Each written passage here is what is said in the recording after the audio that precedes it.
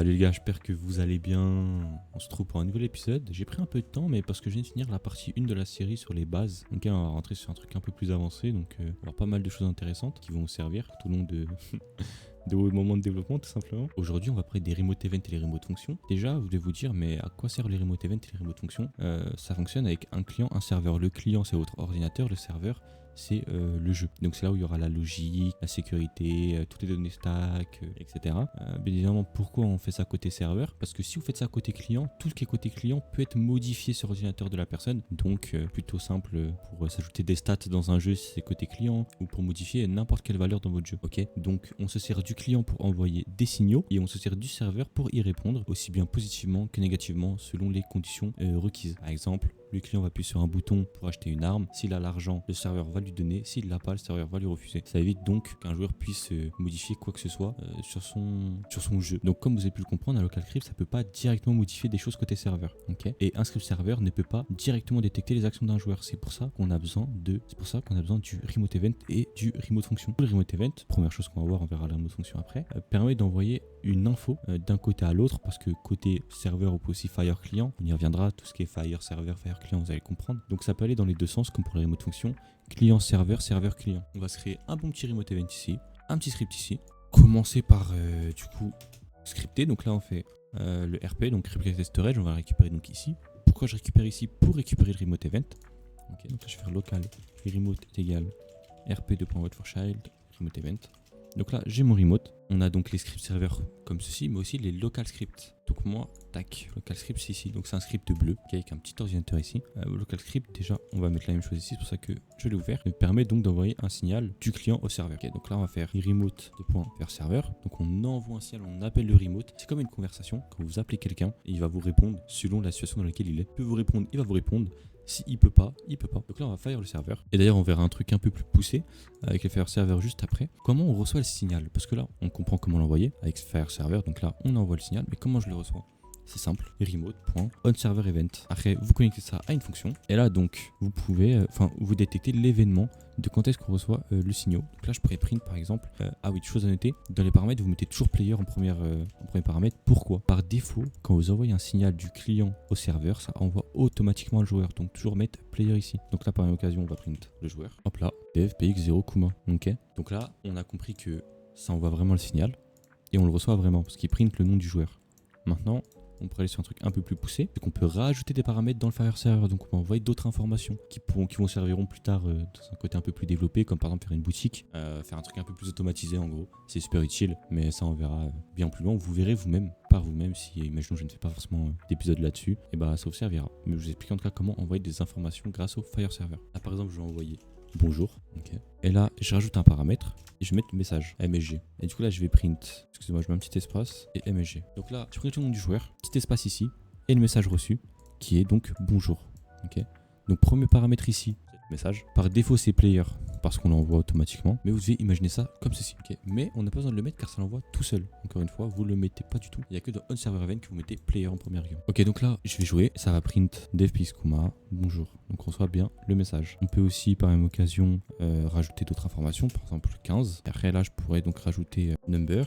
Là, je pourrais mettre number. Là, j'aurais devpxkuma bonjour 15. Bon, vous n'êtes pas obligé de mettre ça, à vrai dire. Je mets juste pour le mettre, mais sinon, ça fonctionnera tout autant. Voilà, ça fait automatiquement l'espace. J'ai réalisé ça juste après, mais bon, c'est pas grave. Ensuite, là, on a appris comment envoyer un signal, etc. C'est bien. Mais du coup, on va envoyer un signal du serveur au client. Parce que du coup, là, c'est client. Ok, quand on fire le serveur, c'est qu'on est côté client. Et on va fire le client parce qu'on est côté serveur. On fire le client. Voilà, excusez-moi. On met le remote. De fire le client. Voilà, fire le client, c'est encore une autre chose qu'on verra prochainement. Là, on a fire client. On renvoie automatiquement donc le joueur. Là, côté serveur, quand on fire le client, on renvoie le player. C'est une obligation. Et on renvoie le joueur. On va envoyer un petit message avec bonjour aussi. Et là, on va faire. Là, vous ne mettez pas player. Donc, ça va être compliqué au début. Mais sachez que vous mettez player que côté script. Vous ne mettez pas player côté local. Ici. Ou dans fire server. Vous ne les mettez pas. Mais côté script. Comme vous voyez, je l'ai mis là, on a reçu du signal, je l'ai mis, fire client, on envoie. Donc là je vais pouvoir mettre directement message ici, pouvoir print message. Donc là comme on peut voir ça print bien le bonjour. Après du coup je pourrais envoyer un message différent ici, excusez-moi, ici je pourrais envoyer un message beaucoup plus différents, comme par exemple tac tac, player.name depuis le serveur. Là, on envoie bonjour aux joueurs depuis le serveur. Et là, du coup, on aura bonjour Depiskuma depuis le serveur. Bon, comme il y a un peu d'espace, un peu illisible, il faudra un petit espace là, un petit espace là. Là, on aura bien Depiskuma bonjour 15. Bonjour Depiskuma depuis le serveur. Maintenant qu'on a vu le remote event, on va voir son confrère, le remote function, et ensuite on verra la différence entre les deux. Donc là, je mets mon remote function, je vais mettre remote function, égale rp.virtual remote function. Une fois on fait ça, on fait ça. Ça va se présenter de manière un peu différente. Donc là, on va commencer par le côté local. Donc je pense qu'on va envoyer un nombre, ça va être intéressant. Donc on va faire local result, on va le return aussi. On va faire remote function, .invoke client, invoke serveur. Donc comme vous voyez, c'est différent. On met donc 10 dedans. C'est comme si c'était écrit Fire Server. Hein. Okay. Là, on va print directement le résultat. Okay. Et maintenant qu'on a reçu le signal ici, on fait remote function. .server invoke est égal fonction player et number. Donc là, vous allez vous dire, oh là, qu'est-ce qui se passe? Sachez que ça se présente juste comme ça. Et rien d'effrayant. On met juste pas connect. On met juste est égal fonction. Donc faut pas être paniqué, faut pas dire mais qu'est-ce que c'est que ça? Vous en faites pas, c'est rien de choquant. Donc là, on va mettre player name. On va mettre à envoyer le nombre. Un petit espace là. On va mettre number ici. On va return donc avec number x2. C'est vous dire, mais les returns normalement on les a déjà vus grâce aux fonctions. Mais dans un cadre où vous comprenez pas, on va donc renvoyer le calcul qui va donc être calculé dans cette variable et qui va être mis là. Ok.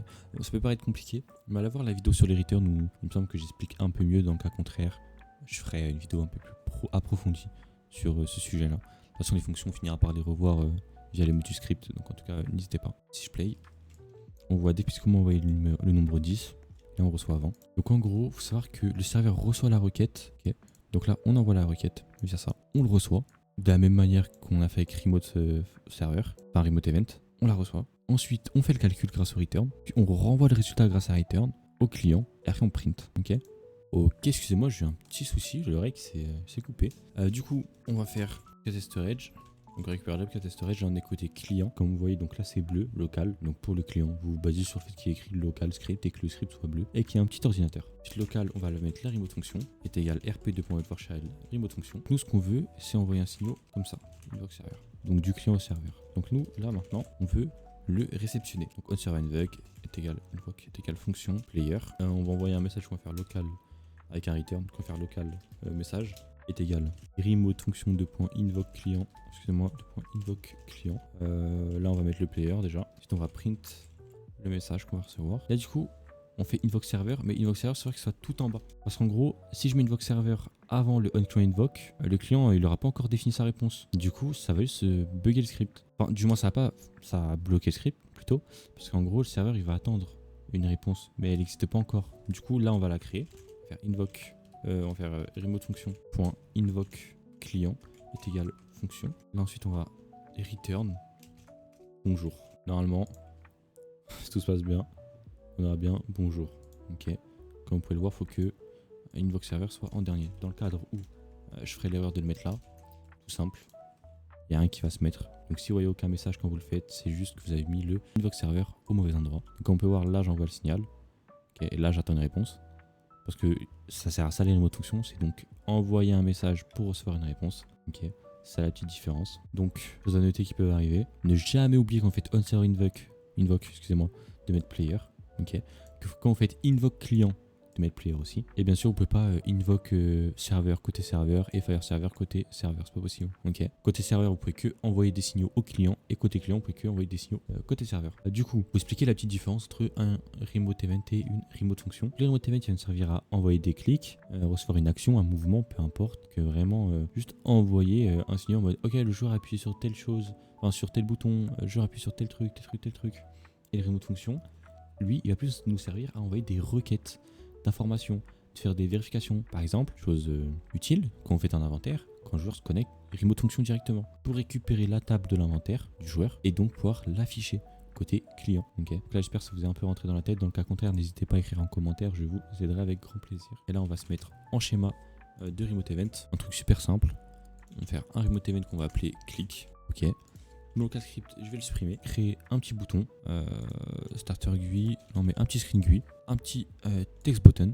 On va le mettre ici. En vrai, peu importe où vous le mettez. De toute façon, il va pas rester parce que j'ai pas scale. Ensuite, là, vous mettez vos petites local script. Et là, on va faire local rp est égal game .service request storage. Local remote égale rp2.partial remote, enfin click. D'ailleurs, je pourrais mettre click ici aussi. Ensuite, on va faire cal btn est égal script.parents. Donc script.parents, on peut voir le parent du script, c'est textbutton. Donc on récupère le textbutton grâce à ça. Ensuite, du coup, je peux faire btn.mouseclick.connect fonction. Donc là, quand le joueur va appuyer sur le bouton, on crée une fonction, donc un événement qu'on va créer à l'instant. Par exemple, du coup, click.fireServer. Le joueur. Ok, donc maintenant, côté serveur, on récupère ça. Tac, on va faire click.onServerEvent.connect fonction. On n'oublie pas de mettre le player en premier. Et ensuite de mettre le message qu'on a mis. Et du coup, ça, c'est un message. Donc là, imaginons, pour essayer de vous aider un peu, c'est comme si j'ai fait local message est égal. Le joueur a cliqué. Là, je mets message, mais vous pouvez tout mettre. Par exemple, je vais mettre chapeau l'artiste. Ah, c'est super long, mais c'est un exemple. Grâce à ça, je peux print. Là, je vais print le nom du joueur et je vais mettre une petite virgule et je vais mettre chapeau l'artiste qui est super long. Du coup, grâce à ça, à chaque fois que je vais cliquer, j'aurai donc Depiscoma, le joueur a cliqué. Et voilà, en tout cas, j'espère que ça vous a permis de mieux comprendre ou de comprendre tout court. C'est quelque chose de super important, les remote events et les remote fonctions, parce que c'est pas de communiquer du client au serveur. Donc complètement une nécessité pour tous les jeux avec une interaction online. Donc utiliser un remote event quand on veut juste envoyer une action, ok. Utiliser un remote function quand vous voulez une réponse. Comme par exemple savoir connaître l'inventaire du joueur quand il se connecte, connaître les items qu'il possède. Donc ça reste tout ce concept d'inventaire en vrai, les stats, vous utilisez une remote function. Enfin, vous aurez toujours besoin des remote functions à vrai dire. J'espère que vous avez kiffé. On se retrouvera pour une prochaine vidéo. N'oubliez pas de liker, ça a pu vous aider, de commenter, de vous abonner. Et puis on se retrouve pour une petite suite.